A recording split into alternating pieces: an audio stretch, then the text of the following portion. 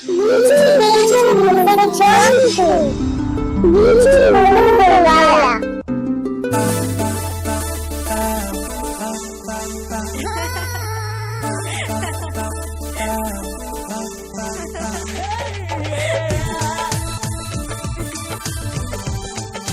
क्यों करते हो जब निभाना नहीं आता?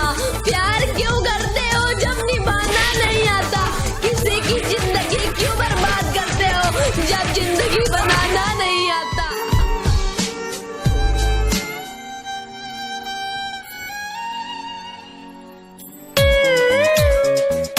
आई हो रामा, आई हो दादा, अरे अरे अरे कहाँ से मुँह कान फोड़वा के आइल बड़ा हो? है का हो गइल? आई के मरलस है तना?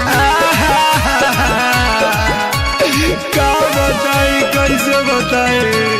के मरले बाई ऐसे मुअली के मार, पवन उन्नतिया हते यार। बोलो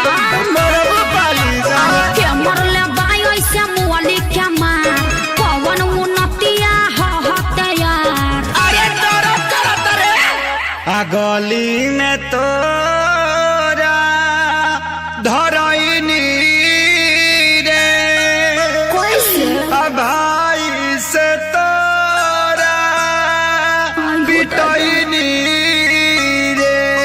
अरे का करे आइल रहो? हड्डी मसली सब देला से दूर, अरे मरले साले का संस भरा पूर, अरे मरले साले का संस भरा पूर, अरे मरले साले का संस भरा पूर। अरे कहाँ कहाँ मरलस? अरे का बताइए, बड़ा मरले बासा।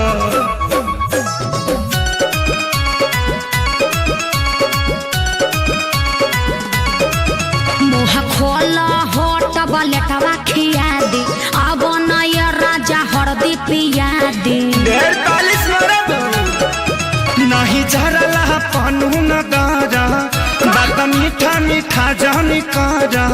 ओहो ऐसा कहे सोचता रह? तनिको न कोइला हस विचार, कुर्ता पायट कुल्ही देला सफार। लहै हरदी गुड़ पीला तका कर मिले हम आईनी रे, प्यार में। आ गलती भारी कोइनी रे। चुप रहो, सब ठीक हो जाई।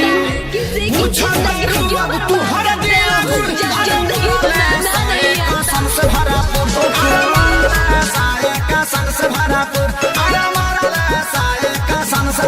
अरे चुप रहो, चलो भोका माइस के सुई दिबा दी।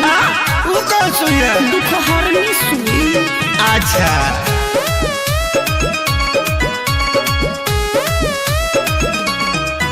मरल सन जैसे मारे कसाई, पापी हो बड़ी बारे सभाई।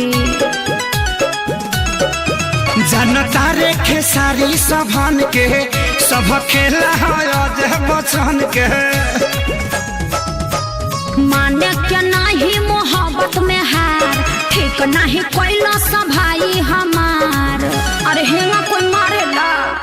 अरे इज्जत अपन हम लुटैनी रे, आ सोनू के बात में पड़का गईनी रे।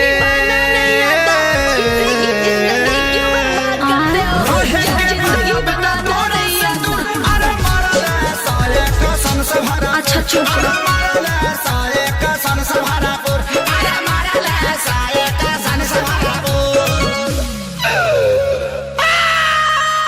अरे बाप रे बाप, दर्द होता।